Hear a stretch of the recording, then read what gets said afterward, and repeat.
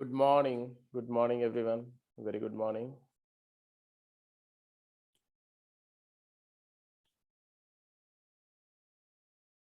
कल जो lecture share किया था उसको आपने देखा क्या?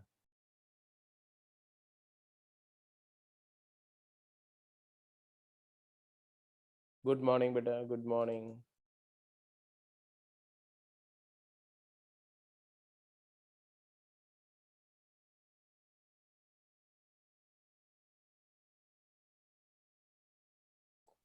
मैंने कल की क्लास के जो कल क्लास हुई थी उसको रिकैप करने के लिए और उसके साथ में एक सपोर्ट के लिए एक और लेक्चर मैंने बोला था, शेयर किया था, बोला था उसको एक बार देख लेना.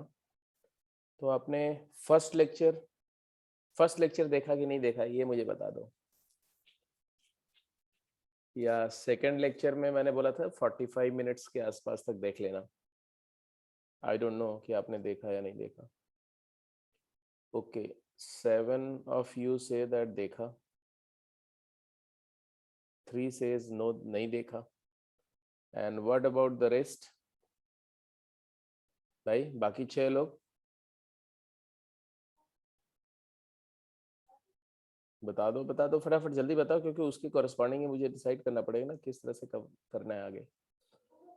हाँ हाँ, 45 मिनट बोला था लेक्चर 3 का. 45 मिनट लेक्चर 2 भी मैंने बोला था उसको रिवाइज करना है. चलो लेक्चर 2 जो है अलग से फिर से देख लेना, क्योंकि वो करंट क्लास की रिकॉर्डिंग नहीं भेजी थी मैंने, लास्ट ईयर की रिकॉर्डिंग शेयर करी थी. तो लेक्चर 2 आप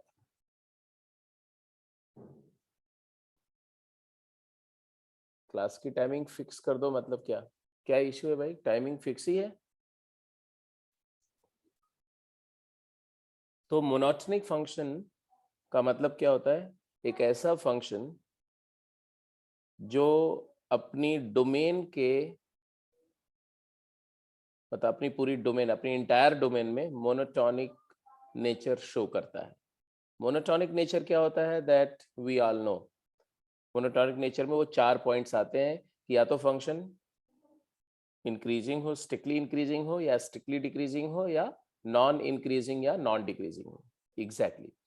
तो अगर कोई फंक्शन पूरी डोमेन में इस प्रॉपर्टी को शो कर रहा है तो उसको हम मोनोटोनिक फंक्शन बोलते हैं. तो मोनोटोनिक फंक्शन तो डेफिनेशन तो बिल्कुल क्लियर है. A function are said to be monotonic if they are either increasing और डिक्रीजिंग. अब जब मैं इंक्रीजिंग बोल रहा हूँ तो इसमें दोनों केस है, स्ट्रिक्टली इंक्रीजिंग भी है और नॉन डिक्रीजिंग भी है. या डिक्रीजिंग बोल रहा हूँ तो उसमें भी उसके कॉरेस्पॉन्डिंग दोनों केसेस हैं, स्ट्रिक्टली डिक्रीजिंग या non increasing in its entire domain. अब जब मैं डोमेन डोमेन हमेशा एक इंटरवल होता है, राइट? तो अगर पूरी डोमेन में बात हो रही है तो यही सेम जो कंडीशंस हैं वो किसी इंटरवल के लिए भी हो जाएंगी. एग्जैक्टली. तो मैं डोमेन के लिए बात करूंगा, आप उसको किसी भी इंटरवल के लिए एक्सटेंड कर सकते हैं. For example, can you name me some monotonic functions which you know, some increasing functions which you know? Name 5 जो अपनी डोमेन में इंक्रीजिंग फंक्शन हो. एक्स क्यूब है, बिल्कुल सही बात है. लॉग एक्स है अगर उसका बेस 1 से बड़ा है. कोई भी एक्सपोनेंशियल फंक्शन है जिसका बेस 1 से बड़ा है ना? कोई भी पॉलिनोमियल फंक्शन जिसका डेरिवेटिव पॉजिटिव हो. ऐसे तमाम फंक्शन है जो अपनी डोमेन में मोनोटोनिक है, जैसे कि e की पावर x, जैसे कि x क्यूब, जैसे कि y इक्वल टू x, जैसे कि log x, base 10, base 2, base 3, base 4, base e etcetera. ऐसे ही आप कुछ डिक्रीजिंग फंक्शन इमेजिन करो सम डिक्रीजिंग फंक्शन. तो y equal to x increasing है, पॉजिटिव स्लोप की कोई भी लाइन लेंगे तो इंक्रीजिंग है, और नेगेटिव स्लोप की कोई भी लाइन ले लेंगे तो डिक्रीजिंग होगी. माइनस एक्स क्यूब डिक्रीजिंग है, e raise to the power minus X या फ्रैक्शन बेस 0 से 1 के बीच में अगर बेस है वो भी डिक्रीजिंग फंक्शन है. या अगर आपने कोई फंक्शन इंक्रीजिंग ले लिया तो उसी के साथ माइनस मल्टीप्लाई कर दोगे तो वो डिक्रीजिंग फंक्शन हो जाएगा. वो सब प्रॉपर्टीज में आगे पढ़ेंगे. तो e to the power minus X decreasing function है, log X base half decreasing function है, minus of X cube decreasing function है, any straight line having negative slope decreasing function है. तो कुछ हमने ये एग्जाम्पल्स लिए उन फंक्शंस के जो अपनी इंटायर डोमेन में मोनोटोनिक हैं। मोनोटोनिक फंक्शन क्या है समझ में आ गया। अब इसको हम टेस्ट कैसे करेंगे, what are the method of test. So test के लिए मैथमेटिकली इसको हम कैसे पता करेंगे, how do we come to know that mathematically कोई फंक्शन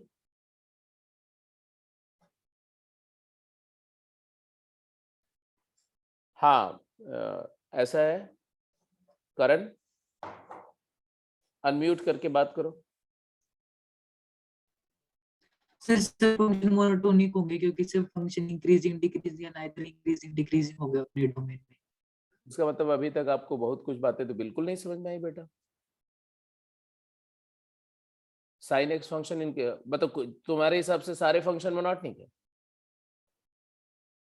तो साइन एक्स क्या है? क्या साइन एक्स फंक्शन मोनोटोनिक है? इतने सारे पॉइंट डिस्कस हुए, इतने सारे क्वेश्चन किए कि हमने किया कि अगर कोई पॉइंट पर मैक्सिमा है तो उसके वहां पर मोनोटोनिक नहीं होगा, वहां पर मोनोटोनिसिटी का लॉस हो जाएगा, एक साइड में इंक्रीजिंग हो जाएगा उस पॉइंट पर, दूसरे साइड में डिक्रीजिंग।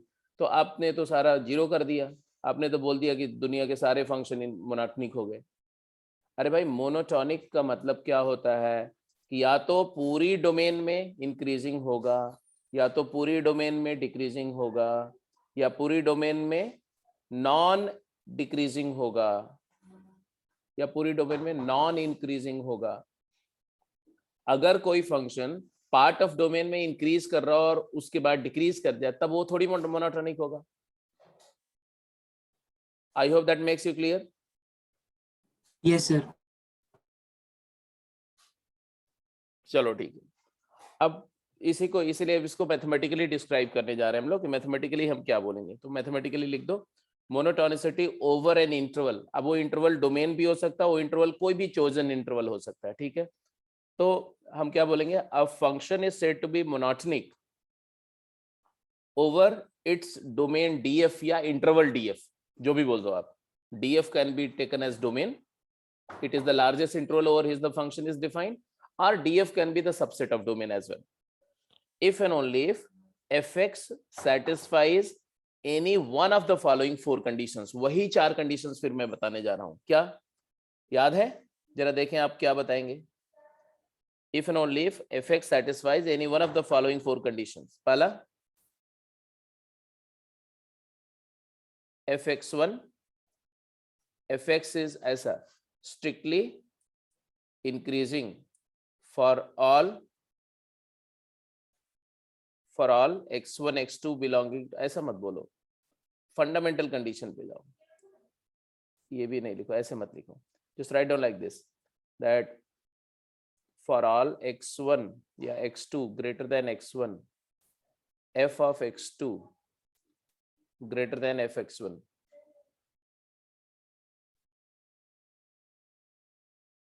ये x1 x2 कहाँ है? Belonging to that interval. या for all x2 greater than x1 belonging to df f of x2 is greater or equal to f x1। या for all x2 greater than x1 belonging to df f of x2 is less than f of x1। for all x2 greater than equal to x1 belonging to, not equality, हर जगह तो यहाँ पर तो strict inequality होगी, हाँ, belonging to df f of x2 is less or equal to f of x1। अब मुझे एक बात बताओ, ये हर एक केस के कॉरेस्पॉन्डिंग ये जो कंडीशन है ये क्या बता रही है? ये कंडीशन क्या बता रही है? फिर आप मेरे को बताओ कि ये कंडीशन का क्या मीनिंग है और ये कंडीशन का क्या मीनिंग है और ये वाली कंडीशन का क्या मीनिंग है। हाँ जी, तो इस कंडीशन का मतलब है कि fx is strictly increasing in df। वो जो df सेट है उसके अगर हर एक पेयर ऑफ x2 x1 के लिए, मतलब df में कोई भी दो पॉइंट, दो इनपुट ले लो x1 एंड x2, अगर larger the input larger is the output है तो इसका मतलब है फंक्शन स्ट्रिक्टली इंक्रीजिंग है। और if for every pair of x1 x2, if larger the input, larger or equal the output, मतलब अगर इनपुट x2 x1 से बड़ा है तो fx2 fx1 से या तो बड़ा हो या इक्वल हो, छोटा नहीं होना चाहिए। तो उस केस में fx हमारा नॉन डिक्रीजिंग हो जाएगा, और fx अगर नॉन डिक्रीजिंग हो गया, ये किसके लिए, सारे x1 x2 lying on df, मतलब उस इंटरवल df के कोई भी दो पेयर को, अगर आप कोई भी दो इनपुट के पेयर को लो और अगर वो ये रूल को फॉलो करते हैं तो भी फंक्शन नॉन डिक्रीजिंग होगा, और उसको भी हम मोनोटोनिक बोलेंगे। और इस केस में फंक्शन क्या है, स्ट्रिक्टली डिक्रीजिंग है, यस स्ट्रिक्टली डिक्रीजिंग है इन df। और इस केस में क्या है, fx is non increasing in df। तो जहां पर स्ट्रिक्टली इंक्रीजिंग है उस केस में आई वुड से दिस, जहां पर स्ट्रिक्टली डिक्रीजिंग है आई विल से दिस, मतलब उसको शो करेंगे तो उसको हम ऐसे शो करेंगे, ऐसे शो कर दिया। स्ट्रिक्टली डिक्रीजिंग को let us show like this, ऐसे। और जहां पर नॉन इंक्रीजिंग या नॉन डिक्रीजिंग है उसको कैसे शो करेंगे, तो उसको शो करते समय भी हम एक सिंबॉलिक नोटेशन बना लेते हैं। नॉन डिक्रीजिंग का मतलब है इंक्रीजिंग या स्टेशनरी, ऐसा। अगर कोई फंक्शन कुछ इस तरह का बिहेवियर शो करता है, समझ रहे हो, ऐसा, तो इस तरह का बिहेवियर जो है शो कर रहा है, और या डिक्रीजिंग स्टेशनरी या डिक्रीजिंग स्टेशनरी डिक्रीजिंग, अगर ऐसा बिहेवियर शो कर रहा है तो ये आपके दिमाग में ये इमेज रहनी चाहिए, इंक्रीजिंग स्टेशनरी इंक्रीजिंग टाइप का है और ये डिक्रीजिंग स्टेशनरी डिक्रीजिंग टाइप का है। तो समझ में आ रहा ना, strictly decreasing, non decreasing, strictly increasing, non decreasing, strictly decreasing and non increasing. अब मैं आपसे, अगर समझ में आ गया तभी मैं पूछता हूँ, और जब मैं पूछूंगा तब आपके आंसर से पता चलेगा कि है कि नहीं। ये बात समझ में आ गई, fx स्ट्रिक्टली डिक्रीजिंग है, मतलब x2 अगर x1 से बड़ा है तो fx2 fx1 से बड़ा होगा, और ये बात हर x1 x2 के लिए ट्रू होनी चाहिए उस इंटरवल के।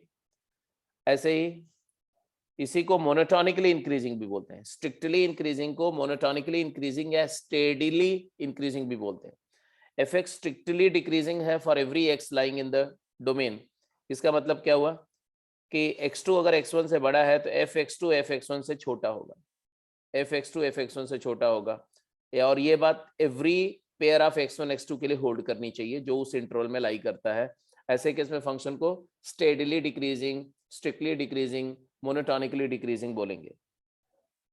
या अगर फंक्शन नॉन इंक्रीजिंग हो for all x lying domain, इसका मतलब क्या है, x1 x2 से छोटा है तो fx1 fx2 से बड़ा या इक्वल है, ये नॉन इंक्रीजिंग है। यहाँ लेस है, यहाँ ग्रेटर है, इनइक्वालिटी रिवर्स हो गई। यहाँ पर देखो इनइक्वालिटी सेम है, यहाँ पर भी देखो तो इनइक्वालिटी रिवर्स हो गई, सेम है स्ट्रिक्टली इंक्रीजिंग, इनइक्वालिटी रिवर्स हो गई स्ट्रिक्टली डिक्रीजिंग। अगर इनइक्वालिटी सेम रिवर्स हो गई बट इक्वालिटी आ गई तो नॉन इंक्रीजिंग, और इनइक्वालिटी रिवर्स नहीं हुई और इक्वालिटी है तो नॉन डिक्रीजिंग। तो ये 4 केसेस हुए। कोई डाउट? सबको बात समझ में आ गई तो मैं आपसे कुछ पूछूं?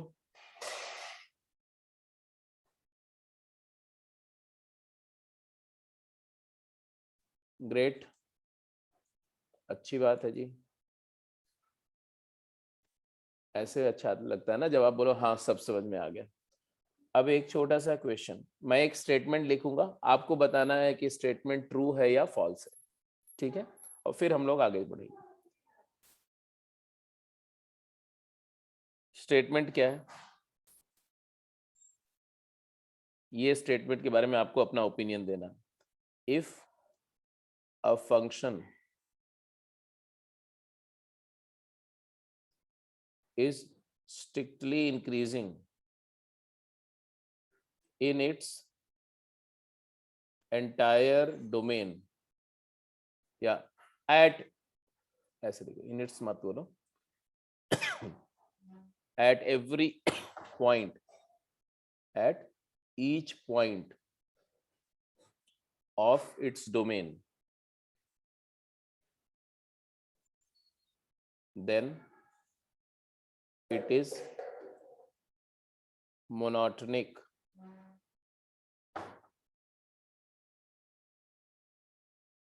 डोमेन का कुछ डीएफ बोल दो, है ऑन डीएफ। ये स्टेटमेंट ट्रू है या फॉल्स है आपको बताना है। ये स्टेटमेंट ट्रू है या फॉल्स है। State whether it is true और फॉल्स।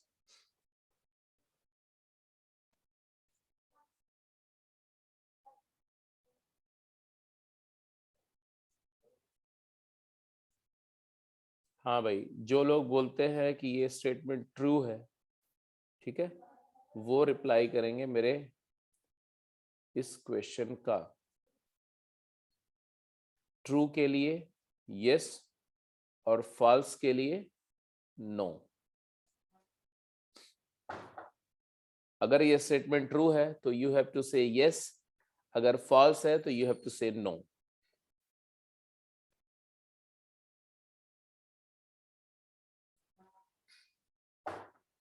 चलिए भाई, फटाफट जल्दी आंसर करिए।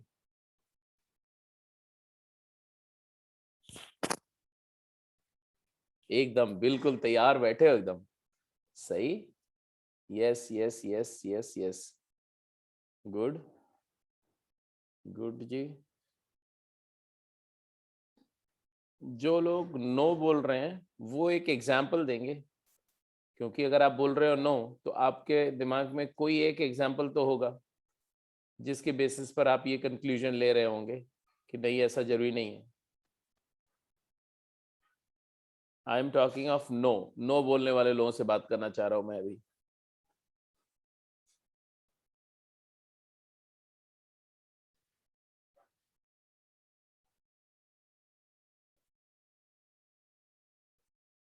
और अगर आपका कोई ओपिनियन नहीं है फिर तो आपका भगवान ही मालिक है। कुछ तो आपको बोलना पड़ेगा ना कि ये बात सही है गलत।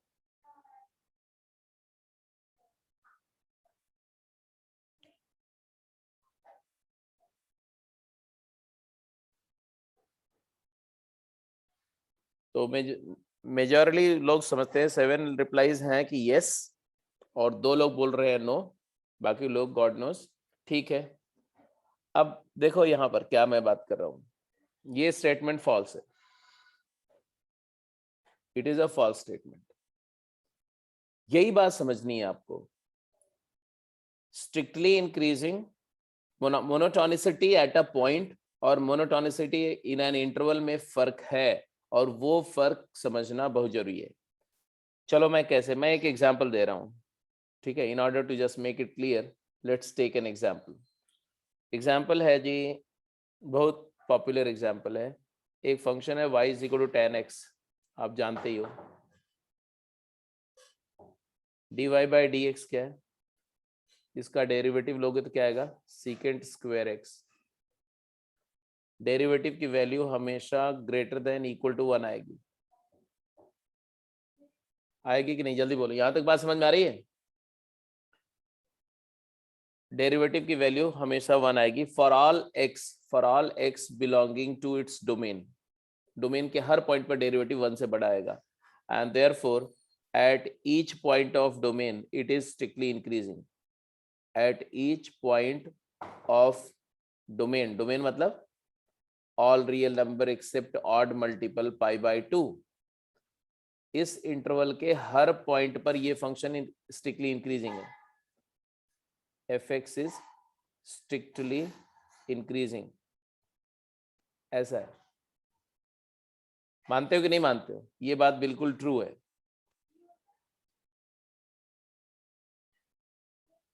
आई होप यू एग्री। ठीक है, let me draw the graph of this function.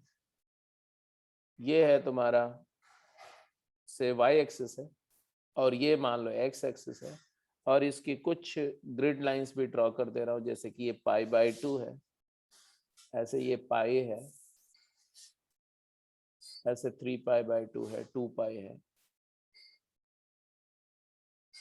-π/2 है, -π है, एनफ है।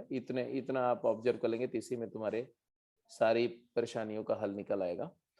और हम 10x का ग्राफ देखने जा रहे हैं ओवर दिस इंटरवल, है ना। ये y एक्सिस है और ये x एक्सिस है, ये ओरिजिन है। 10x का ग्राफ अगर आपको बोला जाए तो आप में से मोस्टली सभी को क्लियर है कि 10 का ग्राफ कैसा होता है, तो इसमें कुछ मुझे एफर्ट नहीं करना। Just I will recall your memory of 10x। ऐसे 10x होता है। कोई भी पॉइंट पर आप इस tan की डोमेन में कोई भी पॉइंट ले लो, आपकी मर्जी, कहीं पर भी। फॉर इंस्टेंस मान लो हमने एक पॉइंट चूज कर लिया ये। अब अगर ये पॉइंट A है, इस पॉइंट के लेफ्ट में a-h कर लो और राइट में a+h कर लो, जस्ट राइट लेफ्ट में। तो I hope you can agree that f of a-h is always less than f of a, is always less than f of a+h for all a belonging to domain। हाँ या ना? हाँ, एक आदमी बोलते रहो। चलो दीक्षांत बोलो, ये बात सही है कि गलत? सही है सर। सही है। मतलब ये स्टेटमेंट से आप सभी इत्तेफाक रखते हैं 10x अपनी डोमेन के हर पॉइंट पर इंक्रीजिंग है। Yes sir. अच्छा, और अगर मैं बोलता हूं कि y equal to tan x is increasing in its domain, तो इसका मतलब क्या होता है? अभी जो मैंने आपको डेफिनेशन बताई, उस डेफिनेशन के थ्रू इस स्टेटमेंट का क्या इंटरप्रिटेशन होगा? This implies for all x1 and x2 belonging to domain x1 is greater than x2 implies tan x1 is greater than tan x2। हाँ या ना? Yes sir. होना चाहिए। एंड क्या आपको लगता है कि ऐसा है? क्या आप फॉर श्योर ये बोल सकते हैं कि ऐसा है? Let me show you one possibility. Let us take two possibilities, not one but two. एक पॉसिबिलिटी मैं ले रहा हूं, यहां देखो, डायग्रामेटिकली दिखाऊंगा, ज्यादा क्लैरिटी आपको मिलेगी। जैसे मान लो ये x1 ले लिया, दिस इज x1, x1 ले लिया और ये x2 ले लिया मान लो। तो इस एज पर diagram I can say that x1 और x2 में बड़ा कौन? x2 x1 से बड़ा है, and f of x2 is greater than f of x1। I hope you agree. Yes sir. Now let us take one more situation. ये x2 है और यहां पर मैंने ले लिया मान लो एक x3 है।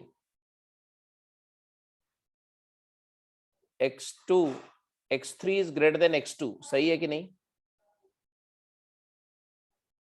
Yes sir. What do you say? What do you say regarding fx3 and fx2? fx3 और fx3 is greater than f। अच्छा, fx3 fx2 से बड़ा है।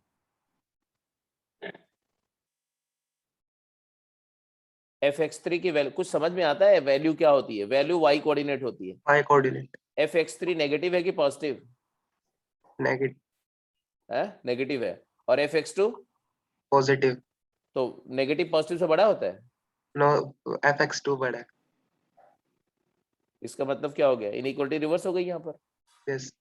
तो ये जो फर्स्ट पेयर ऑफ इनपुट के लिए जब मैंने ऑब्जर्व किया इस फंक्शन को, तो ये फंक्शन हमारा इंक्रीजिंग नेचर को शो कर रहा था, इंक्रीजिंग कैरेक्टरिस्टिक है ये तो, बट उसी इंटरवल उसी डोमेन के कोई दो और पॉइंट लिए तो यहाँ पर तो डिक्रीजिंग कैरेक्टरिस्टिक शो हो रही है। तो क्या आप ऐसे फंक्शन को इंक्रीजिंग बोलोगे? क्या टेंजेंट एक्स अपनी डोमेन में इंक्रीजिंग बोला जा सकता है? No, sir. This is what I wanted to say, कि in spite that a function is strictly increasing at each of its point, अपनी डोमेन के हर एक पॉइंट पर फंक्शन इंक्रीजिंग है, बट डोमेन में वो इंक्रीजिंग नहीं है, डोमेन में वो इंक्रीजिंग नहीं बोला जाएगा, क्योंकि इंक्रीजिंग या मोनोटोनिक एट अ पॉइंट अलग बात है, क्योंकि एट अ पॉइंट में हम उस पॉइंट और उसके जस्ट लेफ्ट, इमीडिएट लेफ्ट और राइट की वैल्यू को कंपेयर करते हैं। बट जब हम बोलते हैं कि कोई फंक्शन इंटरवल में इंक्रीजिंग है, तो इंटरवल में हम कोई भी दो वैल्यू को कंपेयर कर सकते हैं। तो ऐसे केस में अगर फंक्शन, अब जैसे देखो tan के साथ में क्या था, tan एक कंटिन्यूअस फंक्शन नहीं है, तो ये क्या हुआ, -π/2 पर -∞ से इसकी यात्रा स्टार्ट हुई और ये इंक्रीज करते हुए जा रहा है, एकदम मजे में इंक्रीज करते हुए जा रहा है। और हुआ क्या, because it is increasing so rapidly that π/2 input आते आते ये कहां पहुंच गया, Plus infinity. प्लस इन्फिनिटी चला गया। अब प्लस इन्फिनिटी के बाद में इंक्रीज करने का कोई स्कोप है क्या? No, sir. नहीं है। अब उसके बाद इस वजह से क्या हुआ भाई, उसके पास कोई स्कोप ही नहीं था, तो वहां से गायब हो गया। Plus infinity π/2 negative comma plus infinity पर वो डिसअपियर हो गया, और उसके बाद सडनली वो रीअपियर हुआ कहां पर, Minus infinity. माइनस इन्फिनिटी पर, और माइनस इन्फिनिटी से उसकी जर्नी फिर से इंक्रीजिंग मोड में स्टार्ट हुई। मतलब जिस पॉइंट पर वो डिसअपियर हुआ था टॉप पे, उसी पॉइंट उसी इंस्टेंट पर वो रीअपियर हुआ बॉटम में। तो देखा तुमने उसको डिक्रीज करते हुए, क्योंकि डिक्रीजिंग कब बोलेंगे, जब आप x को थोड़ा चेंज करो और y में चेंज को ऑब्जर्व कर सको। यहां तो x को बिना चेंज किए हुए वो इंस्टेंट डिसअपियर होके माइनस इन्फिनिटी पे आया है, तो इसका मतलब है कि वो डिक्रीजिंग नहीं बोला जाएगा। जिस पॉइंट पर ऐसा हुआ वो पॉइंट पर फंक्शन डिफाइंड नहीं था। डिफाइंड नहीं था मतलब क्या हुआ, उस पॉइंट पर वो इन्फिनिटी पे था, और उस पॉइंट से जैसे मतलब उसके लेफ्ट में वो इन्फिनिटी पे था, और उस पॉइंट को जैसे स्किप करके राइट में गए तो माइनस इन्फिनिटी पे आ गया। तो there is no change in x in the process, क्योंकि जो चेंज इन x था, एक पॉइंट जो स्किप हुआ, वो पॉइंट पर फंक्शन डिफाइंड नहीं है। तो इस वजह से ये फंक्शन ऑल्दो हर पॉइंट पर इंक्रीजिंग है, बट पूरे इंटरवल पे इंक्रीजिंग नहीं है। तो अब समझ में आया कि मोनोटोनिसिटी एट अ पॉइंट और मोनोटोनिसिटी इन एन इंटरवल का फर्क क्या है? अगर सर, समझ, हाँ जी बोलो। सर ये प्रिंसिपल डोमेन में तो इंक्रीजिंग होएगा ना? प्रिंसिपल डोमेन की बात कहा, बिल्कुल होगा इंक्रीजिंग। प्रिंसिपल डोमेन ही नहीं, हर इंटरवल में इंक्रीजिंग होगा जहां पर वो कंटिन्यूअस है। tan x is increasing in each such interval in which the function is continuous।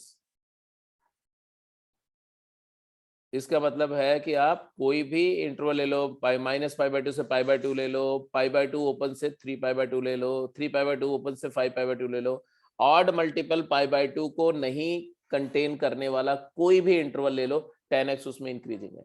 Is that clear? Yes, sir. ठीक है, तो अब आते हैं, आगे चलते हैं इस प्रीटेक्स्ट पर कि ये बात समझ में आ गई। अब हम फर्दर एक्सप्लोर करेंगे मोनोटोनिसिटी फॉर डिफरेंशिएबल फंक्शन। मैं बता चुका हूं, इसलिए इसमें ज्यादा कुछ बताने की जरूरत नहीं है। If for a differentiable function in some interval, ठीक है, x plus h minus x positive होगा, क्योंकि h पॉजिटिव है, तो x प्लस एच एक्स से बड़ा होगा, और f of x plus h minus F x भी पॉजिटिव होगा। मतलब अगर फंक्शन का इनपुट बढ़ाने से आउटपुट बड़ा हो रहा है तो फंक्शन इंक्रीजिंग है, मानते हो ना? इसको dx पॉजिटिव बोलते हैं, इसको dy पॉजिटिव। तो ये सारा डिस्कशन हो चुका है कि अगर कोई फंक्शन पॉजिटिव है, डेरिवेटिव पॉजिटिव है, तो वो इंक्रीजिंग होगा। अगर वो डिफरेंशिएबल है तो स्ट्रिक्टली इंक्रीजिंग होगा। dy by dx is positive in some interval, then y is said to be increasing. dy by dx is negative in an interval, then it is called decreasing. And ये बात मैं किसके लिए बोल रहा हूँ? कौन से फंक्शन के लिए बात बोल रहे हैं? जो डिफरेंशिएबल है। डिफरेंशिएबल है बेटा तो कंटिन्यूअस होगा ही होगा। तो अगर कंटिन्यूटी है, फंक्शन में डिसकनेक्शन नहीं है, ब्रेकेज नहीं है, तो डेरिवेटिव पॉजिटिव का मतलब वो स्ट्रिक्टली इंक्रीजिंग हो जाएगा, डेरिवेटिव नेगेटिव का मतलब वो स्ट्रिक्टली डिक्रीजिंग हो जाएगा। और अगर डेरिवेटिव किसी पॉइंट पे 0 हुआ तो ये बात भी डिस्कस हो गई थी कि अगर डेरिवेटिव किसी पॉइंट पर 0 होगा, आइसोलेटेड पॉइंट पर, तब वो स्ट्रिक्टली इंक्रीजिंग रहेगा डेरिवेटिव पॉजिटिव होने पर, और नेगेटिव होने पर स्ट्रिक्टली डिक्रीजिंग रहेगा, even if the isolated points पर डेरिवेटिव वैनिश कर रहा है। लेकिन अगर किसी इंटरवल में डेरिवेटिव 0 हो जाएगा, तब वो नॉन डिक्रीजिंग या नॉन इंक्रीजिंग होगा, डिपेंडिंग अपॉन कि रेस्ट ऑफ द पॉइंट पर उसका नेचर सेम साइन का है कि नहीं। अगर थ्रू आउट पॉजिटिव है और कुछ एक इंटरवल्स में 0 है तो नॉन डिक्रीजिंग हो जाएगा, through out positive, through out negative है और कुछ एक इंटरवल्स में 0 है तो नॉन इंक्रीजिंग हो जाएगा। चलिए इस क्वेश्चन का आंसर करिए। Find the monotonic nature of this function for all x belongs to real. जो आपको समझ में आया उसके बेसिस पर बताइए। हम क्या करेंगे, इसको डिफरेंशिएट करेंगे। f डैश x क्या आया, पहले हमने देखा ये डिफरेंशिएबल है, तो आपने बोला f डैश x क्या आएगा, 3 माइनस प्लस साइन x। क्या ख्याल है इसका, साइन x की वैल्यू अगर लीस्ट भी हो जाए -1 तो भी positive, it is always greater than equal to 2 and therefore क्या आपने कंक्लूड किया, therefore fx is strictly increasing in on R, ऐसे लिखो ऑन रियल से, पूरी रियल नंबर लाइन पर ये इंक्रीजिंग है, ऐसे इसकी बात कर दो। इसका कैसा होगा। अब यहाँ क्या देखा आपने, हमने देखा कि 0 पर इसकी लेफ्ट लिमिट 1 है और 0 पर राइट लिमिट वो भी 1 है। अब हमने डेरिवेटिव लिया, कंटिन्यूअस है, कंटिन्यूटी है, 0 पर वैल्यू भी 1 है, तो कंटिन्यूटी है, कंटिन्यूअस फंक्शन है, f डैश x क्या निकाला बोलो, तो e raise to the power x आया जब x की वैल्यू लेस देन 0 है, और it is 1 upon 1 plus x आया जब x की value greater than equal to नहीं। मैंने पिछली क्लास में बताया था कि डेरिवेटिव एट अ पॉइंट का कोई मतलब नहीं होता है, derivative eight a point differential coefficient की उस पॉइंट पर वैल्यू है ऐसा नहीं सोचना चाहिए।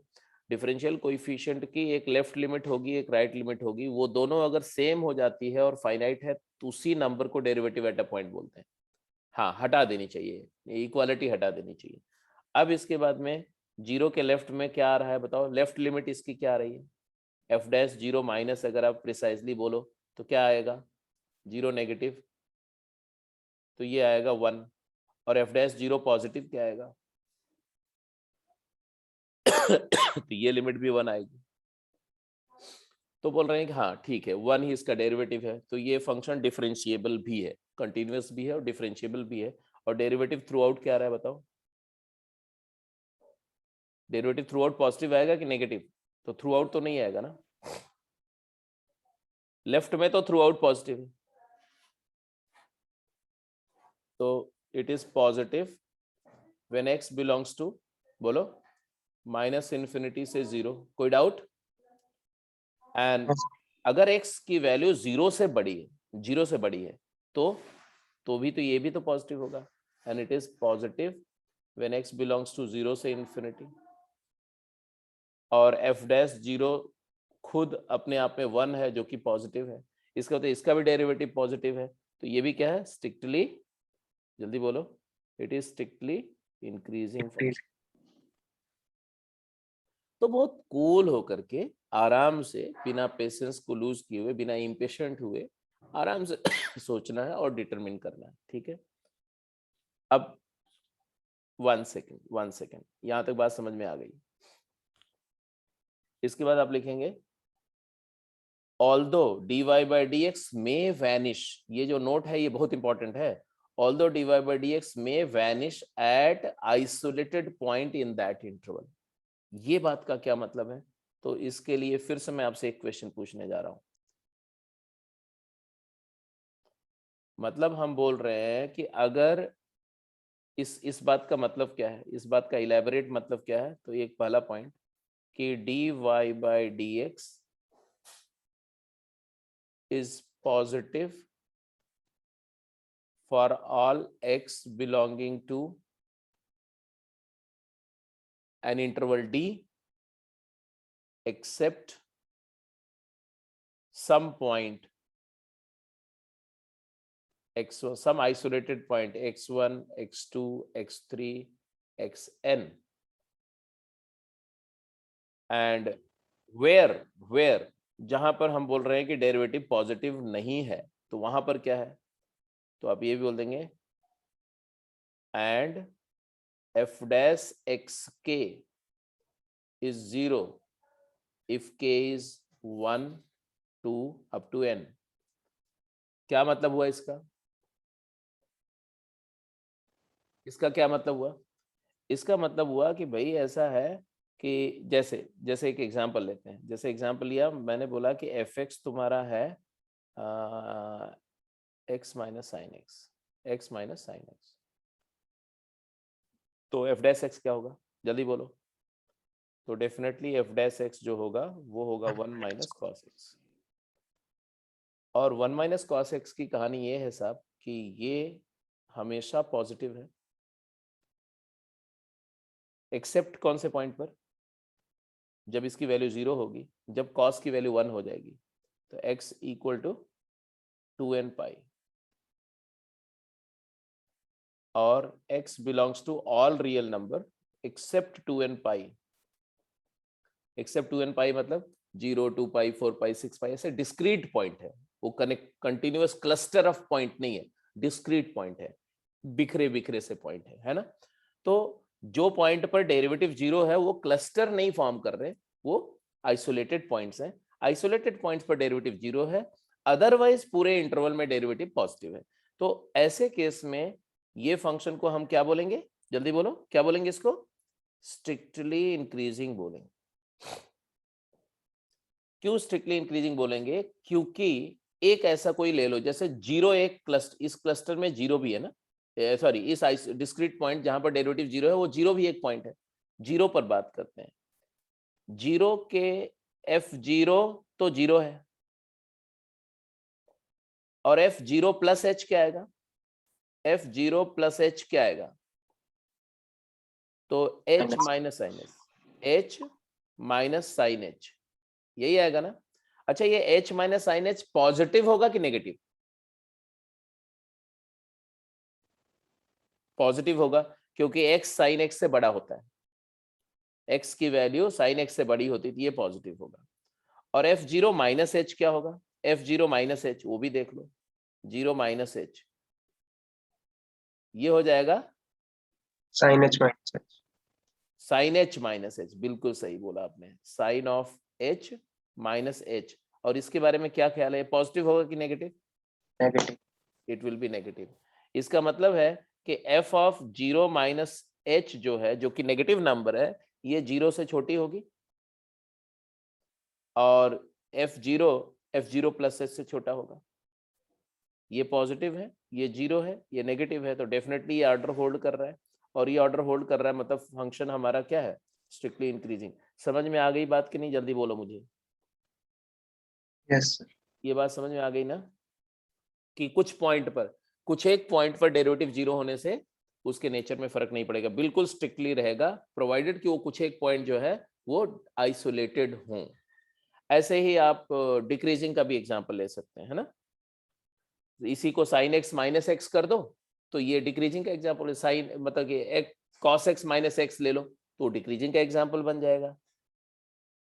कुछ पॉइंट पे डेरिवेटिव 0 होगा, कुछ मतलब इन्फिनिट पॉइंट पे डेरिवेटिव 0 होगा, बट वो इन्फिनिट पॉइंट एक इंटरवल नहीं फॉर्म कर रहे हैं, वो कंटिन्यूअसली डिस्ट्रीब्यूटेड नहीं है, क्योंकि अगर कंटिन्यूअस इंटरवल में डेरिवेटिव 0 हो जाएगा तब तो फंक्शन ऐसे इंक्रीज करते हुए और ऐसे स्टेशनरी हो जाएगा, एक सर्टेन कंटिन्यूअसली स्टेशनरी हो जाएगा, तो कांस्टेंट हो जाएगा, तो इंक्रीज एंड कांस्टेंट हो जाएगा, तब वो नॉन डिक्रीजिंग में चला जाएगा। अब इतना समझ गए हो तो इसका, इस फंक्शन का ग्राफ भी थोड़ा सा समझ लो। ये ग्राफ कुछ ऐसा नजर आएगा, ऐसा देखो, ये y को x लाइन है, ये y इक्वल एक्स लाइन पहले मैं ऐसे ड्रॉ कर दे रहा हूँ, ये y इक्वल एक्स लाइन है, कुछ इस तरह से दिखेगी ऐसे। अब x माइनस साइन एक्स, हम x माइनस साइन एक्स बोल रहे हैं, इसका मतलब क्या है कि आगे इसको बहुत डिटेल में पढ़ोगे आप। साइन एक्स फर्स्ट, ये 0 से पाई में साइन एक्स पॉजिटिव होता है, x में से साइन एक्स सब्ट्रैक्ट कर रहे हो तो ग्राफ ऐसे नीचे आ जाएगा, ऐसे x के बिलो आ जाएगा, ऐसे आ जाएगा। और यहाँ पर माइनस पाई से 0 में साइन एक्स की वैल्यू नेगेटिव होती है, तो x में से नेगेटिव सब्ट्रैक्ट करोगे तो पॉजिटिव होकर के ग्राफ ऊपर आ जाएगा ऐसे। और फिर यही कहानी चलती रहेगी, ऐसे नीचे इसी लाइन पर ऐसे स्नेक जैसा ये मूव करता रहेगा ऐसा।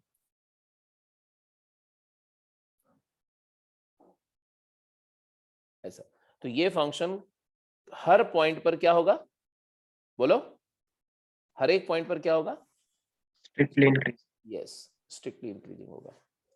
अभी सिर्फ इतना सेंसिबली ऐसे समझो, बाकी जो है जब मैक्सिमम मिनिमा करते समय कई बार ये फंक्शन आएगा तो पूरा ही ट्रेस होगा, पूरा ग्राफ ही बनेगा, इसका कोई दिक्कत नहीं। चलिए क्विक बोल रहे, find whether the following functions are monotonically decreasing और increasing in the interval indicated. पहला x minus tan x in the interval minus pi by 2 to pi by 2, दूसरा x plus sine x for all x belongs to real.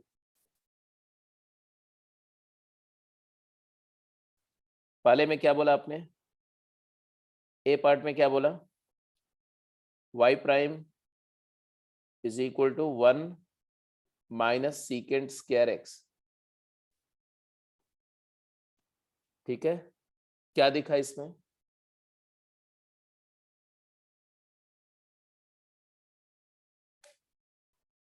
Secant square की value 1 से बड़ी होती है, तो 1 minus 1 से बड़ा इज नेगेटिव और 0, एंड y प्राइम 0 कब है, x इक्वल टू 0 पर, इट इज 0। मतलब क्या हुआ,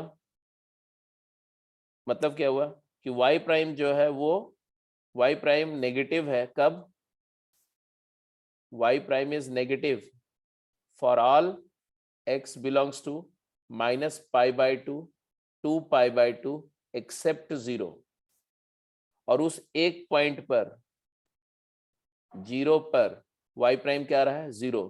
तो हमने क्या कंक्लूजन लिया कि ये फंक्शन स्ट्रिक्टली इंक्रीजिंग होगा,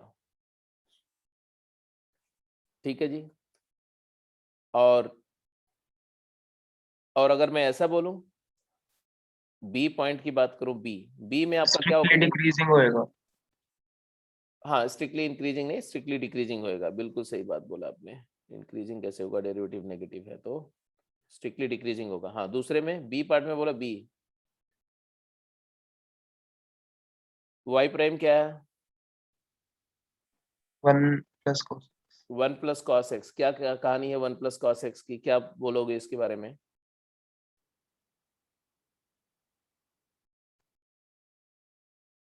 लेस देन 0 या greater than 0, less than equal to 0, greater than equal to 0, क्या है ये साइन चेंज कर रहा है,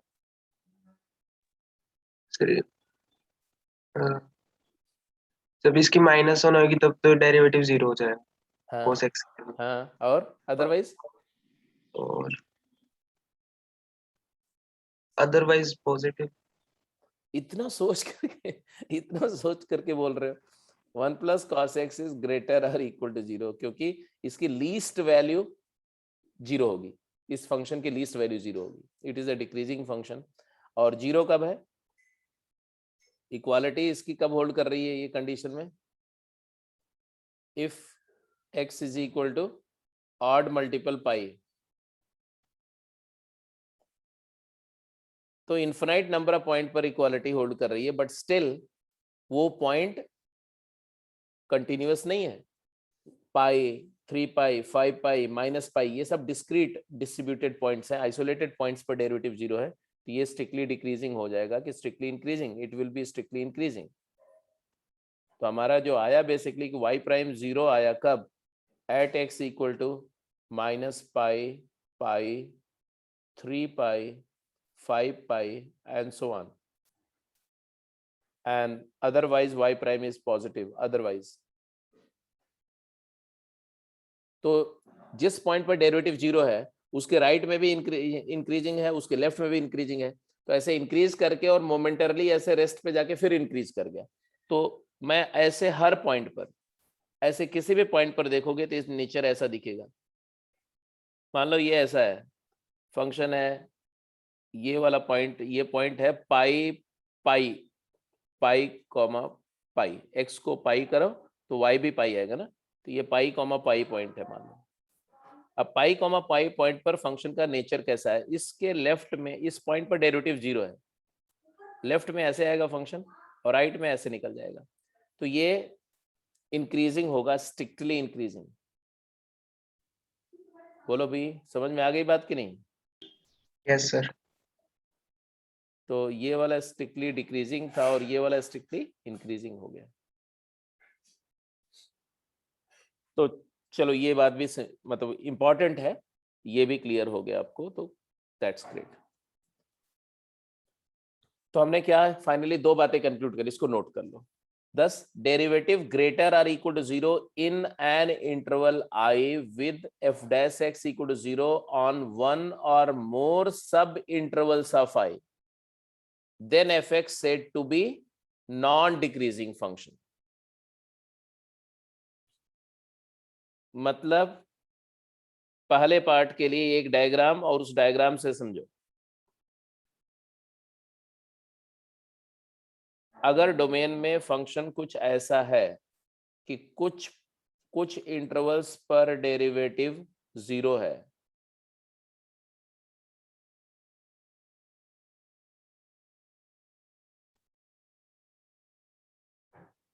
और अदरवाइज पॉजिटिव है फंक्शन, मतलब यहां से फंक्शन ऐसे गया फिर ऐसे चला गया फिर ऐसे चला गया, है ना? तो क्या हो रहा है कि डेरिवेटिव पॉजिटिव है, f dash x greater than zero है या इक्वल टू जीरो है, और equal to zero, equality isolated points पे नहीं है, इक्वालिटी क्या है, एक इंटरवल में इक्वालिटी है कि ये पूरे इंटरवल में कांस्टेंट हो गया फंक्शन, फिर ये पूरे इंटरवल में कांस्टेंट है, डेरिवेटिव जीरो है, ये पूरे इंटरवल में डेरिवेटिव जीरो है, तो ये जो डेरिवेटिव जीरो वाले पॉइंट है ये कंटिन्यूअस है। तो ऐसे फंक्शन को हम क्या बोलेंगे, जल्दी बोलो? Non decreasing. Then this function is called, increase कर रहा है या तो स्टेशनरी है, डिक्रीज तो नहीं कर रहा है ना, कहीं पर किसी भी पॉइंट पर डिक्रीज नहीं कर रहा, तो इट इज नॉन डिक्रीजिंग। अरे स्ट्रिक्टली इंक्रीजिंग कैसे बोलेंगे भाई, नॉन डिक्रीजिंग। आप सिर्फ ये बोल सकते हैं कि ये डिक्रीज नहीं कर रहा है ना, कॉमन सेंस की बात है। और इसी तरह से दूसरा पॉइंट हमने क्या कंक्लूड किया कि if F dash x vanishes at finite oblique infinite number of isolated points provided it is uniformly positive throughout, then it is strictly increasing। तो ये बात भी आपको बिल्कुल अच्छे से समझ में आ चुकी है। जैसे x प्लस साइन एक्स का जो ग्राफ सबसे ट्रिवियली एक इसका एग्जाम्पल है, अच्छा एग्जाम्पल है, x प्लस साइन एक्स मतलब कि यहां पर ऐसा है फिर ऐसा हो गया,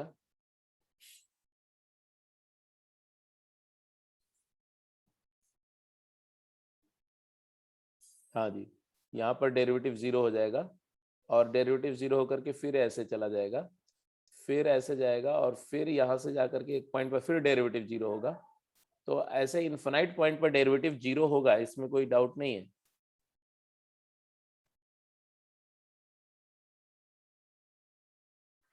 कौन से पॉइंट पे डेरिवेटिव जीरो हम लोग बोल रहे हैं? जैसे ये पॉइंट पे डेरिवेटिव जीरो है, ऐसे ये पाई ऑड मल्टीपल पाई पे डेरिवेटिव जीरो है, यहाँ पर भी 3 पाई पर भी डेरिवेटिव जीरो है, माइनस पाई पर भी डेरिवेटिव जीरो है। बट अदरवाइज जिन पॉइंट्स पर डेरिवेटिव जीरो है उसके दोनों साइड में देखो तो फंक्शन का डेरिवेटिव पॉजिटिव है, मतलब थ्रू आउट पॉजिटिव है, और एम्बेडेड पॉइंट कुछ एक पॉइंट पर जीरो है, ये स्ट्रिक्टली इंक्रीजिंग। तो डेरिवेटिव जीरो होना इस बात का इंडिकेटर नहीं है कि मोनोटोनिसिटी लूज हो जाएगी या स्ट्रिक्टली मोनोटोनिसिटी लूज हो जाएगी। डेरिवेटिव 0 होने के बावजूद फंक्शन स्ट्रिक्टली इंक्रीजिंग रह सकता है या स्ट्रिक्टली डिक्रीजिंग हो सकता है, और डेरिवेटिव 0 होने पर अगर इंटरवल में डेरिवेटिव 0 हो गया तो फंक्शन स्ट्रिक्टली मोनोटोनिक नेचर को छोड़ भी सकता है जैसे कि ये। I hope this is all clear और इसमें कोई डाउट नहीं है। सब लोग एक बार फिर से कन्फर्म करो। देखो ये बहुत इंपॉर्टेंट बात है, इसलिए मैं बहुत स्लो रह रहा हूं, although I know that I can't afford to be that slow, but अगर आपको समझ में नहीं आया और ऐसी गलतियां आप करते रह जाएंगे तो कोई पर्पस ही नहीं है कि आगे मैं सब कुछ पढ़ा दूं, उससे कोई फर्क नहीं पड़ता, आपके सवाल गलत हो जाएंगे।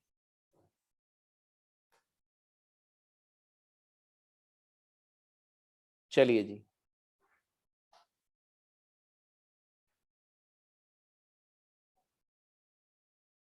अब लिखेंगे monotonicity for non differentiable function in an interval. अगर ये तो बात अभी किसकी हुई, डिफरेंशिएबल फंक्शन है, तो हम कैसे करेंगे भाई, डेरिवेटिव निकाल लेंगे। डिफरेंशिएबल है तो कंटिन्यूअस है, और हम डेरिवेटिव का साइन देखेंगे और ये दो चीजों के बेसिस पे डिसाइड कर लेंगे। लेकिन अगर फंक्शन नॉन डिफरेंशिएबल है, नॉन डिफरेंशिएबल में दो तरह की बात आती है, एक कॉन्टिन्यूअस एक डिसकंटिन्यूअस। तो नॉन डिफरेंशिएबल बट कंटिन्यूअस है, और हम इंटरवल में बात कर रहे हैं, हम पॉइंट की बात नहीं कर रहे हैं, हम इंटरवल में बात कर रहे हैं। तो अगर एफ एक्स नॉन डिफरेंशिएबल है बट उस पूरे इंटरवल में कंटिन्यूअस है, तब function is continuous for all x belongs to AB but not differentiable at some points, not differentiable at some points। अब वो पॉइंट्स मान लो हमने बोला कि x1 x2 x3 ऐसे हैं, एक a के ले लिया से a a1 a2 a0 a3 ऐसे n नंबर ऑफ पॉइंट्स हैं जहां पर फंक्शन डिफरेंशियबिलिटी लूज कर रहा है बट कंटिन्यूटी लूज नहीं कर रहा है। तो ऐसे फंक्शन के बारे में हम क्या करेंगे, डेरिवेटिव निकालेंगे। डेरिवेटिव इन पॉइंट्स के अलावा तो हर पॉइंट पे होगा क्योंकि डिफरेंशिएबल है, सिर्फ इन्हीं पॉइंट पे डिफरेंशिएबल नहीं है, तो आप सारे पॉइंट पे डेरिवेटिव निकाल लेंगे जहां पर डिफरेंशिएबल है, मतलब डेरिवेटिव निकाल लो। और डेरिवेटिव अगर पॉजिटिव है, पूरे इंटरवल में डेरिवेटिव पॉजिटिव है सिर्फ इन पॉइंट को छोड़ के, तो हम बोलेंगे फंक्शन स्ट्रिक्टली इंक्रीजिंग है, क्योंकि ब्रेक तो हो नहीं रहा, तो उस पॉइंट के लेफ्ट में भी पॉजिटिव है, उस पॉइंट के राइट में भी पॉजिटिव है, और ब्रेकेज है नहीं, तो इंक्रीज करेगा, सिर्फ इंक्रीज करने का पेस चेंज होगा, इंक्रीज करने का पेस चेंज होगा। जैसे ज्यादा से ज्यादा सिर्फ ऐसा होगा बेटा कि let me take graphical pictorial view जिससे आपको समझ में आ जाए। ऐसे कि मान लो ये A1 पॉइंट है या A0 पॉइंट है, A0 F0 है, FA0 ऐसा। अब इस पॉइंट पर क्या हो रहा है, लेफ्ट में टेंजेंट ऐसी है और राइट में टेंजेंट ऐसी है, मतलब फंक्शन हमारा कैसा रहा होगा, हमारा फंक्शन हो सकता है कि ऐसे रहा हो, ऐसे आया और इस पॉइंट के बाद ये ऐसे टर्न होकर के ऐसे निकल गया, तो इधर भी इंक्रीज करते हुए आ रहा था और इस पॉइंट पर, जस्ट इस पॉइंट पर पहुंचते समय उसका एक रेट ऑफ चेंज था, और इस पॉइंट के राइट में रेट ऑफ चेंज में सडन चेंज आ गया, इसलिए नॉन डिफरेंशिएबल तो है लेकिन इंक्रीजिंग तो है ना, कोई डाउट तो नहीं है। इंक्रीज करने का रेट ही भर चेंज हुआ है तो स्ट्रिक्टली इंक्रीजिंग, तो ये स्ट्रिक्टली इंक्रीजिंग है।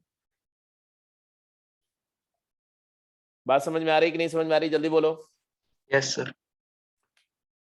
इसका मतलब है कि किसी भी नॉन डिफरेंशिएबल पॉइंट के लेफ्ट और राइट में अगर डेरिवेटिव सेम साइन है, पॉजिटिव है, तो स्ट्रिक्टली इंक्रीजिंग, और दोनों साइड पे नेगेटिव आ जाए तो स्ट्रिक्टली डिक्रीजिंग हो जाएगा उस पॉइंट पर भी। नेक्स्ट, अगर डेरिवेटिव नेगेटिव है इंटायर इंटरवल में except those few points where the derivative is not defined because differentiable नहीं है, तो उस केस में फंक्शन स्ट्रिक्टली डिक्रीजिंग हो जाएगा। And you can yourself create an example कि इधर ऐसे आ रहा है फिर ऐसे आ जाए। For function discontinuous at some point, for function which are discontinuous at some point, मतलब अब आते हैं कि ए बी इंटरवल में फंक्शन कुछ पॉइंट पर डिसकंटिन्यूस है। भाई जहां पर डिसकंटिन्यूस है वहां पर तो नॉन डिफरेंशिएबल हो ही गया, तो डिफरेंशिएबिलिटी की मैं बात नहीं कर रहा हूं, सिर्फ डिसकंटिन्यूस है। तो मैंने क्या आपको सिखाया था कि डिसकंटिन्यूस फंक्शन में डेरिवेटिव के साइन के बेसिस पर हम कुछ भी नहीं बोलेंगे। रीजन अभी थोड़ी देर पहले हमने देखा tan x का, कि tan x का डेरिवेटिव का साइन देख करके हमने बोल दिया कि फंक्शन इंक्रीजिंग है, लेकिन लफड़ा हो गया, सारे डिसकंटिन्यूटी पॉइंट पर जंप होने की वजह से वैल्यू रिपीट हो गई, तो ये जो मोनोटोनिसिटी का वायलेशन हो गया।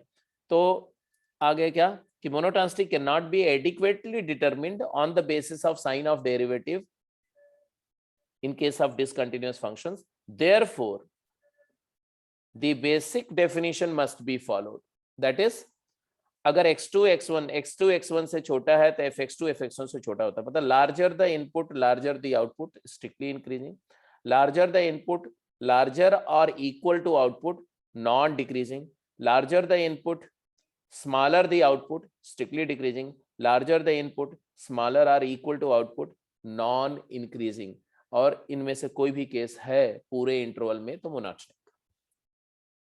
मतलब यहां पर हम डेरिवेटिव के बेसिस पर स्ट्रिक्टली नहीं बोलेंगे, हाँ डेरिवेटिव का यूज करेंगे, जो डिसकंटिन्यूटीज के बीच बीच में जो कंटिन्यूअस इंटरवल्स होंगे उसमें नेचर हम डेरिवेटिव के बेसिस पे पता करेंगे, और फिर हम एज अ होल पूरे इंटरवल में हर पेयर के लिए अगर ये है तो ये बोल देंगे, अगर हर एक पेयर ऑफ x1 x2 के लिए ये होल्ड कर रहा है तो नॉन डिक्रीजिंग बोल देंगे, हर एक पेयर के लिए अगर ये होल्ड कर रहा है तो स्ट्रिक्टली डिक्रीजिंग बोल देंगे, हर एक पेयर के लिए ये कर रहा है तो नॉन इंक्रीजिंग बोल देंगे।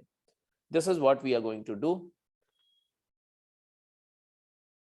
शैल I change the slide and go to the questions, क्योंकि इंटरवल की मोनोटोनिसिटी में ये कंप्लीट है, ये कंप्लीट इंफॉर्मेशन है। So let us now go ahead with the problem. बताओ क्या समझे हो, पिक्चर से आपको बताना है ना। Which are the following intervals are monotonic in the interval a b. आपको ए बी इंटरवल में यस और नो, मोनोटोनिक है तो यस और नॉन मोनोटोनिक है तो नो।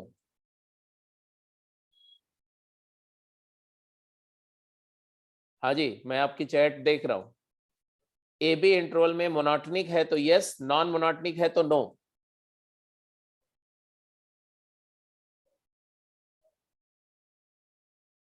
अच्छा, चैट पे नहीं आंसर करना है तो चलो इस पे आंसर करो। आपका यस मतलब मोनोटोनिक, नो मतलब नॉन मोनोटोनिक। एक केस तो मैं आपका पूरा देखूंगा तभी मैं आगे प्रोसीड करूंगा।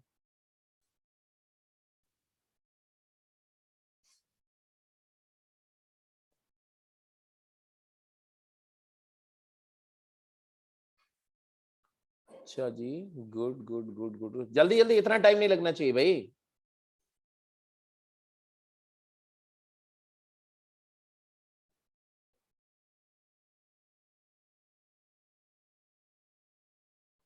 बहुत बुरा सिचुएशन है भाई। आप लोग एक्चुअली लग रहा है ना कि पढ़ाई लिखाई बिल्कुल छोड़ चुके हैं, त्याग चुके हैं, मुक्त हो गए हैं एकदम बिल्कुल। और पढ़ाई लिखाई छोड़ चुके हो तो अलग बात है, प्रॉब्लम है ना कि आपको कुछ समझ में भी नहीं आ रहा है लग रहा है। I have got out of 17 I have got only 9 replies, और उसमें से 7 लोग बोल रहे हैं सही है, 2 लोग बोल रहे हैं गलत, और बाकी जो नहीं बोल रहे हैं उनको तो मैं मान चुका हूं कि उनको कुछ नहीं आता है, they are just passing time.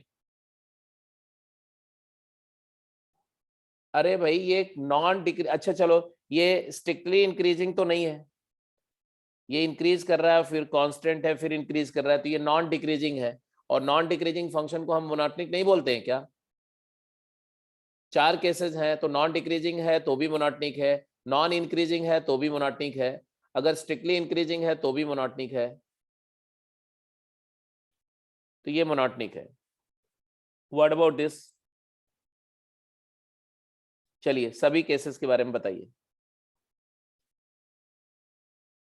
हाँ जी, ये तो हो गया जी, इट इज मोनोटोनिक।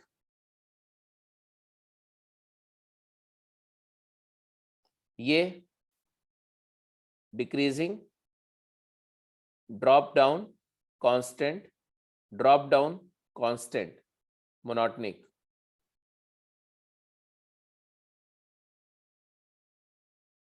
ये increasing, drop down, increasing,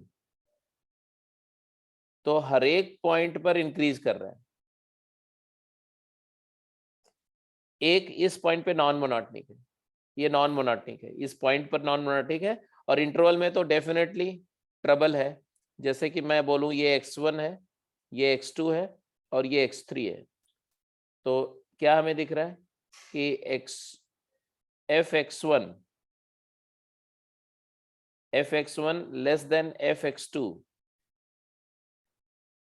and greater than fx3 हो गया। This is x1, this is x2 and this is x3। तो ऑब्वियसली ये मोनोटोनिसिटी का वायलेशन है, स्ट्रिक्टली इंक्रीजिंग नहीं है, तो नॉन मोनोटोनिक है, non monotonic. What about next? ये strictly increasing, increasing jump, increasing jump, increasing, strictly increasing है, तो मोनोटोनिक है। ये नॉन मोनोटोनिक, और ये decreasing, drop, decreasing, non monotonic, no monotonic, strictly decreasing.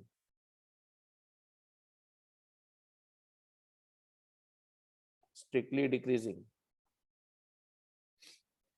ये स्ट्रिक्टली इंक्रीजिंग।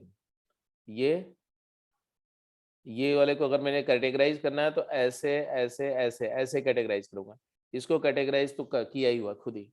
ठीक है जी, बोलो। ये मोनोटॉनिक मोनोटॉनिक है, बट इसको नॉन डिक्रीजिंग बोल करके मोनोटॉनिक बोलेंगे। ये मोनोटॉनिक है, इसको नॉन इंक्रीजिंग बोल के मोनोटॉनिक बोलेंगे। ये नॉन मोनोटॉनिक है और ये मोनोटॉनिक है स्ट्रिक्टली इंक्रीजिंग बोल के, ये स्ट्रिक्टली डिक्रीजिंग बोल करके, और ये नॉन मोनोटॉनिक है।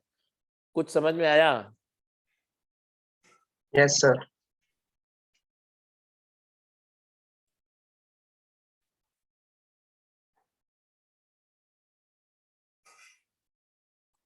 State which of the following are true.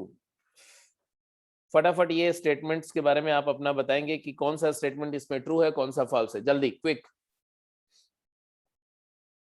Function which are increasing as well as decreasing in their domain are said to be non monotonic. अगर कोई फंक्शन अपनी डोमेन में इंक्रीज भी कर रहा है और डिक्रीज भी कर रहा है, तो ऐसे फंक्शन को हम नॉन मोनोटोनिक बोलेंगे। सही है। दूसरा, first is true, second,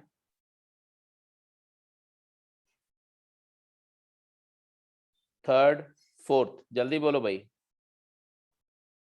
x minus sine x, 1 minus cos x हमेशा पॉजिटिव है, कुछ पॉइंट पर 0 है, तो ये मोनोटोनिकली इंक्रीजिंग है, ट्रू। ये अच्छा, क्या बात है। y प्राइम इसका आएगा 2ax plus b, and therefore ये क्लियर कट दिख रहा है कि ये y प्राइम जो है वो नेगेटिव होगा जब x की value less than minus b by 2a होगी, और पॉजिटिव होगा जब x की value greater than minus b by 2a होगी, या उसका उल्टा। अगर a पॉजिटिव है तो a नॉन जीरो है, तो a पॉजिटिव भी हो सकता है, नेगेटिव भी हो सकता है। तो इस केस में भाई पैराबोला है, ऐसा a पॉजिटिव में ऐसा ग्राफ होगा तो इधर डिक्रीज करेगा, इधर इंक्रीज करेगा, तो नॉन मोनोटोनिक है। और a नेगेटिव का केस ले लेंगे तो ऐसा ग्राफ हो जाएगा, तो लेफ्ट में इंक्रीज करेगा, राइट में डिक्रीज। ये कौन सा पॉइंट है? Minus b upon 2a, x equal to vertex. हाँ जी, तो इसका मतलब है कि ये कैसा है? फॉल्स स्टेटमेंट है। This is a false statement, and D true statement है। रीजन बीइंग आपको बताने की जरूरत नहीं है, आप बोलो कि सर ग्राफ देख लो, खत्म कहानी। नॉन फंक्शन है तो इस पर क्यों हम मगजमारी किया जाए। ऐसे इधर डिक्रीज होते हुए आ रहा है और इस पॉइंट के बाद ये इंक्रीज होते हुए जा रहा है, तो ये नॉन मोनोटोनिक है, इसमें कोई डाउट नहीं है। तो नॉन मोनोटोनिक यहाँ लिखा हुआ था, इसलिए ऑब्वियसली सही लिखा हुआ है। चलिए आगे बढ़ते हैं, कुछ और थोड़ा सा क्वेश्चंस करते हैं। sin x is strictly increasing in the interval 0 to pi by 2. Yes, although 0 पर डेरिवेटिव साइन एक्स का, सॉरी पाई बाय 2 पर साइन एक्स का डेरिवेटिव 0 होगा, बट ये एक पॉइंट पर 0 होने से कोई फर्क नहीं पड़ता। इस पूरे इंटरवल में साइन का डेरिवेटिव पॉजिटिव है, एक पॉइंट पर 0 है तो स्ट्रिक्टली इंक्रीजिंग है, तो ट्रू स्टेटमेंट है। चलिए जल्दी आंसर करिए। Third question, A part, B part.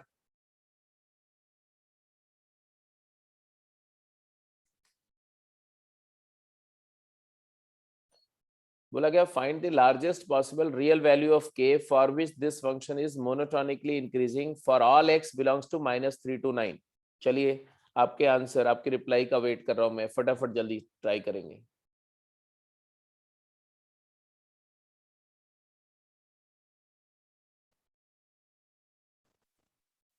हाँ भाई, क्या प्रोग्रेस है? थर्ड का ए।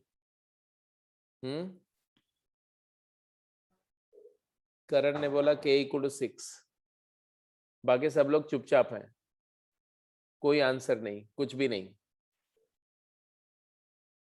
चलो एक क्वेश्चन मैं करके बता देता हूं आपको, बट ये है कि अगर आप ऐसे छोटे छोटे क्वेश्चन का रिप्लाई अगर नहीं करेंगे तो फिर तो अच्छी बात नहीं है। क्या है देखो, मोनोटोनिकली इंक्रीजिंग पूरे इंटरवल में इंक्रीजिंग कब होगा? जब उसका डेरिवेटिव पूरे इंटरवल में ग्रेटर और इक्वल टू 0 हो। सबसे पहले मैं बोलूंगा कि F x is continuous function and differentiable बोल दो सीधे, तो कंटिन्यूटी का बोलने का जरूरत नहीं है। डिफरेंशिएबल ऑन आर, पूरे नंबर लाइन पर, तो ऑन द इंटरवल -3 to 9, इसमें तो कोई डाउट नहीं। डिफरेंशियल फंक्शन का स्टाइल बहुत सिंपल है कि एफ डैश एक्स, क्या आया? एफ डैश एक्स आया 2x - 3k। So to be monotonically increasing, to be strictly increasing, f dash x has to be greater or equal to 0 for all x belongs to, बोलो, -3 to 9। इसका मतलब है 2x - 3k is greater than equal to 0 for all x belongs to -3 to 9।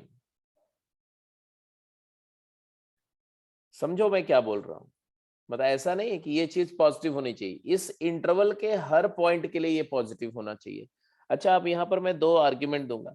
मैं बोलूंगा यार जिस function को positive होने की बात हो रही है, ये फंक्शन क्या है, नेगेटिव है कि पॉजिटिव है? सॉरी, ये इंक्रीजिंग है डिक्रीजिंग है? तो स्ट्रेट लाइन है, लीनियर फंक्शन है, इंक्रीजिंग फंक्शन है, ये वाला। तो ये डेरिवेटिव एक इंक्रीजिंग फंक्शन है, तो उसकी वैल्यू मैक्सिमम होगी 9 पर और मिनिमम होगी -3 पर, और हमें पॉजिटिव दिखाना, तो मिनिमम वैल्यू को पॉजिटिव दिखाना पड़ेगा। तो एफ डैश मिनिमम पॉजिटिव होना चाहिए, एफ डैश एक्स का लीस्ट वैल्यू पॉजिटिव होना चाहिए।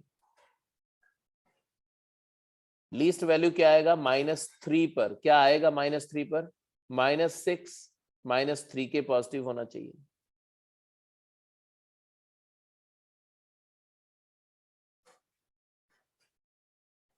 एंड देयरफॉर 3k की value less than equal to -6 होनी चाहिए, तो k की value less than equal to -2 होनी चाहिए। तो हमारा आया कि k belongs to -infinity to -2 closed। So what is the max value of k? What is the largest possible value of k? So it can be -2।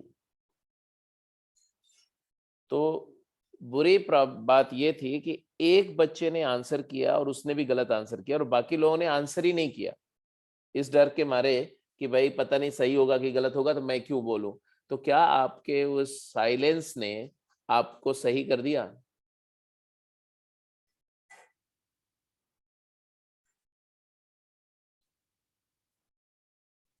चलो last step बता दीजिए। Last step क्या बता दूं? लास्ट स्टेप किसको आप बोलते हो?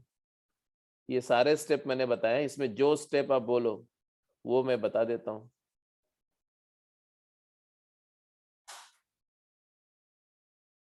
एफ डैश मिनिमम बता देता हूं भाई, 2x - 3k greater than equal to 0 है। अगर कोई फंक्शन पॉजिटिव है समझो ऐसा, अगर कोई फंक्शन पॉजिटिव है तो हम क्या प्रूव कर दें कि क्या इंश्योर कर दें कि फंक्शन पॉजिटिव होगा? अगर मैं बोलूं कि फंक्शन की ग्रेटेस्ट वैल्यू पॉजिटिव है तो फंक्शन पॉजिटिव प्रूव हो जाएगा? नो। अगर किसी फंक्शन की ग्रेटेस्ट वैल्यू पॉजिटिव है तो हो सकता है उसकी कुछ वैल्यू नेगेटिव भी है। लेकिन अगर कोई फंक्शन की लीस्ट वैल्यू पॉजिटिव है, सबसे छोटी वैल्यू पॉजिटिव है, तो फंक्शन हमेशा पॉजिटिव होगा। तो मैंने बोला कि ऐसे समझो कि f(x) कोई भी फंक्शन अपनी मिनिमम वैल्यू से हमेशा बड़ा होता है। मानते हो कि नहीं मानते हो? और अगर मिनिमम वैल्यू पॉजिटिव है तो फंक्शन हमेशा पॉजिटिव होगा। तो अगर मिनिमम वैल्यू पॉजिटिव है तो f(x) की वैल्यू उसकी मिनिमम वैल्यू से बड़ी होगी, तो f' पॉजिटिव है। तो हम ऐसे बोलेंगे कि f'(x) is greater than f' minimum which is greater than equal to 0 and therefore f'(x) is greater than equal to 0। चलिए समझ में आ गई बात। ग्राफ से भी इस बात को ऐसे नोट कर सकते हैं कि ये 0 है, y इक्वल टू 0 लाइन है, और फंक्शन ऐसा है। तो ये फंक्शन पॉजिटिव कब होगा? जब इसकी लीस्ट वैल्यू पॉजिटिव हो।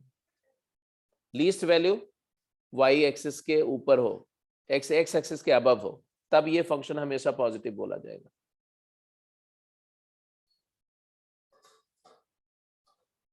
ठीक है जी। एनीवे, इसी को हम ऐसा ही बोल सकते हैं एलिटर। दूसरे तरीके से मैं कर रहा हूं। दूसरा तरीका क्या है वो भी समझो। x के बारे में क्या दिया हुआ है? -3 से 9। ये ज्यादा आसानी से समझ में आएगा। तो 2x कहाँ हो जाएगा? -6 से बोलो 18। एंड 2x - 3k क्या होगा? 2x - 3k -6 - 3k से 18 - 3k। तो हमने बोला कि f' का रेंज आया, क्या आया? f' का रेंज आया -6 - 3k से लेके 18 - 3k। अब ये हम चाहते हैं f' पॉजिटिव हो, है ना? हम चाहते हैं कि f' की वैल्यू पॉजिटिव हो, तो ये इंटरवल की सारी वैल्यू पॉजिटिव होनी चाहिए। तो किसको पॉजिटिव होने पे सारा पॉजिटिव हो जाएगा? ये छोटी वैल्यू है, ये बड़ी वैल्यू है। किसको पॉजिटिव होने पे पॉजिटिव हो जाएगा? मिनिमम वाले को पॉजिटिव। अभी क्लियर है? सबको क्लियर है सब बात? Excuse me sir. हाँ जी बताइए। सर इसमें जब f'(x) 0 हो जाएगा तो वो तो कांस्टेंट नहीं हो जाएगा, इंक्रीजिंग का रहेगा पूरे इंटरवल में। यार तुम मतलब इतने नॉनसेंस कैसे आप लोग हो सकते हैं? इसके पहले 1 घंटे भर बैठ करके डिस्कशन हुआ और तुम्हें अभी भी समझ में नहीं आई बात? I just wasted entire 1.5 hour to just put this thing in your खोपड़ी कि आइसोलेटेड पॉइंट पे डेरिवेटिव 0 होने पर फंक्शन का मोनोटोनिसिटी पे कोई फर्क नहीं पड़ता। Don't you understand? सर इसमें तो ये इंटरवल दे रखा है ना x। तो पूरे इंटरवल में डेरिवेटिव 0 कैसे होगा भाई? पूरे इंटरवल में कहां डेरिवेटिव 0 हो रहा है? ग्रेटर देन और इक्वल टू 0 का मतलब समझ में आता है आपको? ग्रेटर देन 0 और इक्वल टू 0। और स्टेटमेंट ट्रू कब होता है? जब कम से कम एक पॉइंट पर ट्रू हो। अब यहां पर क्या आपने बोला? अगर k की वैल्यू कब होगा 0? पहले बताओ, डेरिवेटिव 0 कब होगा? डेरिवेटिव 0 कब होगा? f'(x) 0 कब होगा? ये तो निकाल सकते हो यहां पर, जब x की वैल्यू क्या आएगी? 3k/2। 3k/2 और k की वैल्यू तुमने दे दिया -2। तो एक पॉइंट पर डेरिवेटिव 0 होगा कि अनेक पॉइंट पर होगा? अरे ये पैराबोला है, पैराबोला का डेरिवेटिव एक बार एक पॉइंट पर 0 होगा कि पूरे इंटरवल में 0 हो जाएगा? एक पे होगा। तब एक पॉइंट पर 0 होने से क्या फर्क पड़ेगा मोनोटोनिसिटी पे? बताओ। अगर मैं ये इंश्योर कर रहा हूं कि अगर k की वैल्यू -2 हो गई तो ये पूरा का पूरा इंटरवल में डेरिवेटिव क्या हो जाएगा? पॉजिटिव हो जाएगा। सिर्फ एक पॉइंट पर 0 रहेगा। तो एक पॉइंट पर 0 और पूरे इंटरवल में पॉजिटिव हो, तो हमने क्या इसके पहले डिस्कस किया पूरा 1 घंटे भर? इंक्रीजिंग। कैसी बात करते हो यार, मतलब तुम लोग इतना सिली बात बोल देते हो समटाइम्स, तो मुझे लगता है कि वो पूरा अंडरस्टैंडिंग है जीरो हो गई। चलो अभी अभी क्लियर है, अब ये बात क्लियर है ना, आगे से तो इस तरह का यस डाउट सर, नहीं आएगा। हाँ यस जी, सर। चलो कोई बात नहीं है, आगे चलो अगला क्वेश्चन करो जल्दी से, ये वाला क्वेश्चन करके बताओ क्विक।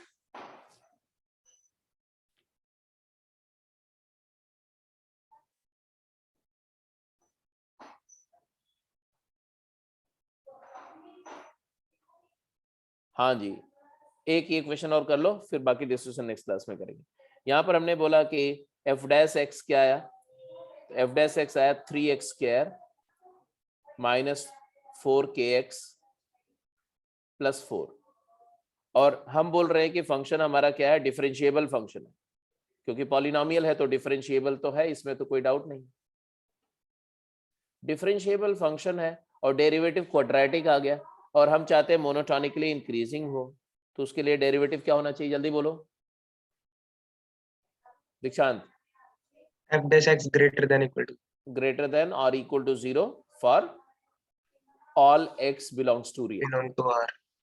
हाँ, और इक्वल टू 0 ऑब्वियस सी बात है कि एक क्वाड्रेटिक पॉलिनोमियल है तो उसकी वैल्यू 0 ज्यादा से ज्यादा 2 पॉइंट पर होगी,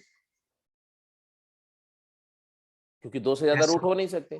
तो आइसोलेटेड पॉइंट पर है, आइसोलेटेड पॉइंट पर है, और दोनों पॉइंट सेम हो गए तो एक ही पॉइंट पर हो जाएगी, तो ये सही है, बिल्कुल ठीक है। अब इसके बाद में अब बात आगे के, भाई कोई क्वाड्रेटिक की वैल्यू हमेशा पॉजिटिव कब होती है पूरी नंबर लाइन पर, जब उसका a पॉजिटिव हो, और डी नेगेटिव।